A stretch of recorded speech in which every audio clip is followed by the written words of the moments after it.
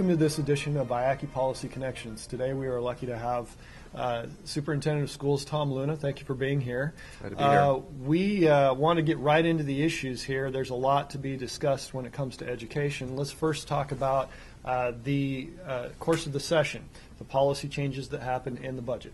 Give us your opinion. Well, I think in both cases, we took some very positive steps forward.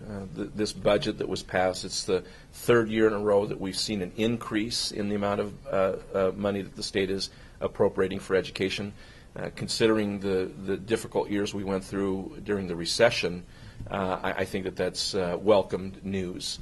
And then where you see the focus of the budget, I think was important.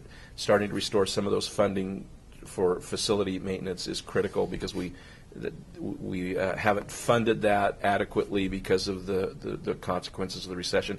And then the focus on technology, the focus on pay for performance or differential pay to give local districts more ability to experiment with those, and so we can learn from those.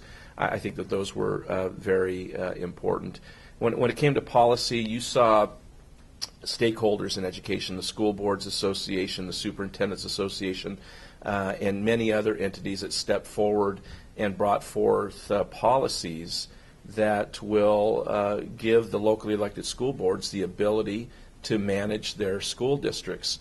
That was something that we had lost because of the propositions, and quite frankly, if they were going to be brought back, they needed to be championed by those that they were going to affect the most, and that's our locally elected school boards.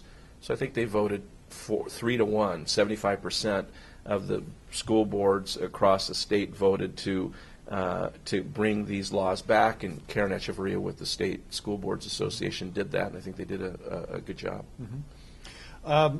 Now there's the governor's task force that's working on education. There's plans to have an interim committee from the legislature to discuss additional issues. I think there's probably some confusion out there about the roles of the different entities. Help clear those up for us and kind of explain where we're going with each one of those entities and how they'll work together. Well, I think the way that it will work out, and I think it will be beneficial, is that the task force that was appointed by the governor, that is led by the State Board of Education, which I'm a member of, made it clear early on that they were not going to deal with the labor issues that are primarily dealt with at the local school board level and under the laws and rules and stuff that happen through the legislature. That they were not going to deal with labor issues, with things like tenure, things like ongoing contracts, things like evergreen.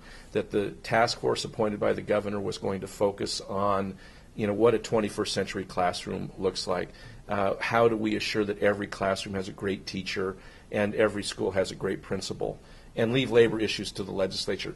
So this interim committee that is now going to meet over the coming months and throughout the summer, I think that's where you'll see them focus, or on those labor issues. And you saw a lot of discussion in the legislature this year about labor issues and the relationship between school boards and union or organized unions at the local level. I think that's where you'll see the interim committee focus. And so now the whole area of education reform is being addressed. The technology, the 21st century classrooms, great teachers and leaders, through the governor's task force, and labor issues or local control being handled through the interim committee.